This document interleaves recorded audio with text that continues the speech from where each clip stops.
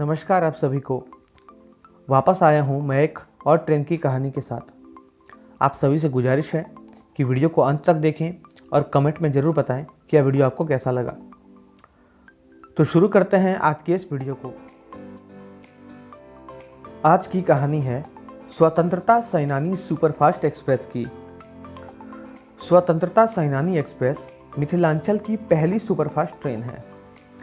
कहने का मतलब यह है कि जब यह ट्रेन दरभंगा से चली थी तो उस वक्त दरभंगा से कोई दूसरी सुपरफास्ट ट्रेन नहीं थी, इसलिए इस ट्रेन की मिथिलांचल में बहुत अहमियत है। शुरुआत करते हैं इस ट्रेन के पुराने दिनों से। स्वतंत्रता सेनानी एक्सप्रेस उस वक्त चली थी जब पूर्व मध्य रेल का कोई वजूद नहीं था। उस वक्त सहरसा तक पूर्वोत्तर रेलवे का क्षेत्र था। पूर्व मध्य रेल 2003-04 में अस्तित्व में आई थी, जिसका मुख्यालय हाजीपुर को बनाया गया था। क्या आप लोगों को पता है कि स्वतंत्रता सेनानी एक्सप्रेस पहली बार कौन से स्टेशन से रवाना हुई थी? मतलब किस स्टेशन से इस ट्रेन का उद्घाटन हुआ था? चलिए इस सस्पेंस को यहीं ख़त्म करते हैं और मैं आपको बताता हूँ कि यह ट्रेन पहली बार कहाँ से चली थी। स्वतंत्रता सेनानी एक्सप्रेस 1 जुलाई 2000 को मुजफ्फरपुर से नई दिल्ली के बीच चली थी। उस वक्त यह मेल एक्सप्रेस कैटेगरी की द्विसाप्ताहिक ट्रेन थी। वैसे इस ट्रेन का टाइम टेबल जो उस वक्त था, अभी भी यह ट्रेन उसी पुराने टाइम टेबल से चल रही है। यानी यह ट्रेन पहले सिर्फ नाम की एक्सप्रेस थी, क्योंकि इसका टाइम टेबल सुपरफास्ट वाला था। हाँ, तो मैं बता रहा था कि यह ट्रेन मुजफ्फरपुर से द्विसाप्ताहिक यानी बाई वीकली ट्रेन बनकर चली थी, जिसका ट्रेन नंबर था 5213 अप 5214 डाउन। यह ट्रेन मुजफ्फरपुर और दिल्ली के बीच सप्ताह में 2 दिन चलती थी।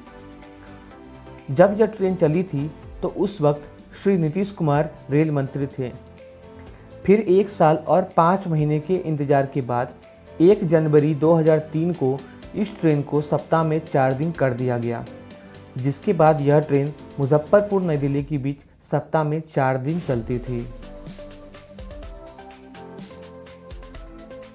लगातार हो रहे मांगों की वजह से वर्ष 2003 में इस ट्रेन का विस्तार दरभंगा तक कर दिया गया और फिर 26 जनवरी 2004 को गणतंत्र दिवस के मौके पर इसे रोजाना कर दिया गया और फिर यह ट्रेन दरभंगा से नई दिल्ली के बीच प्रतिदिन यानी सप्ताह के 7 दिन चलने लगी।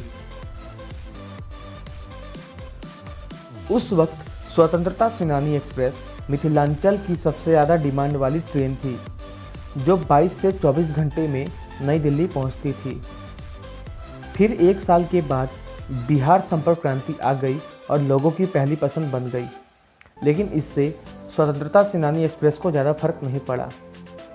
फिर 2007 में जयनगर तक बड़ी लाइन हो गई। वक्त गुजरता गया और स्वतंत्रता सेनानी की स्थिति बिगड़ती गई। यह ट्रेन दरभंगा से सही समय पर निकलती थी, लेकिन नई दिल्ली समय पर नहीं पहुंचती थी।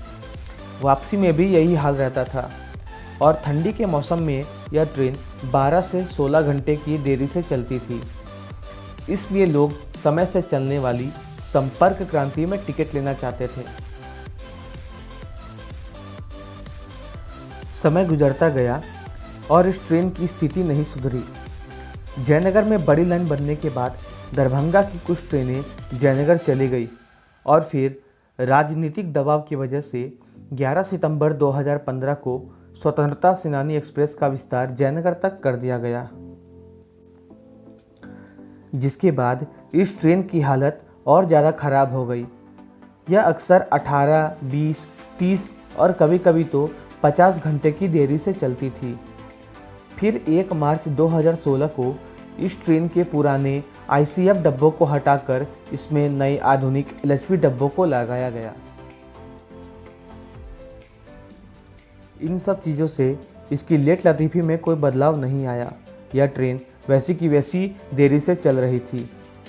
फिर मई 2018 में NDTV के प्रमुख रिपोर्टर रविश कुमार ने इस मुद्दे को अपने चैनल पर दिखाया कि आखिर क्यों स्वतंत्रता सेनानियों के नाम पर चलने वाली यह ट्रेन इतनी देरी से चलती है। आखिर रेलवे इस ट्रेन को लेकर इतनी लापरवाह क्यों है? यह बात रेलवे के अधिकारियों तक पहुंची और फिर कुछ दिनों के लिए यह ट्रेन एकदम से सुधर गई। 20-30 घंटे देरी से चलने वाली यह ट्रेन समय से नई दिल्ली एवं समय से जयनगर पहुंचने लगी।